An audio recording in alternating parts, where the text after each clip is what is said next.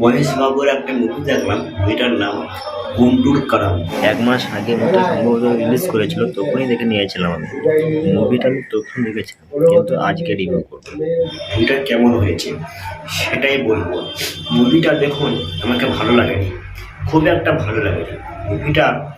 আর একটা মুভিতে ইন্সপায়ার্ড হয়েছে আমার মন বলছে, সেটা হলো আল্লু অর্জুনের ওই মুভিটা, কি নাম মুভিটার, আলা ভাইকুণ্ঠদা পুরামুলো। এই মুভিটা থেকে ইন্সপায়ার্ড হয়েছে কিছু কিছু দৃশ্য, যেগুলো এই মুভিতেও ছিল, ওই মুভিতেও ছিল সেম।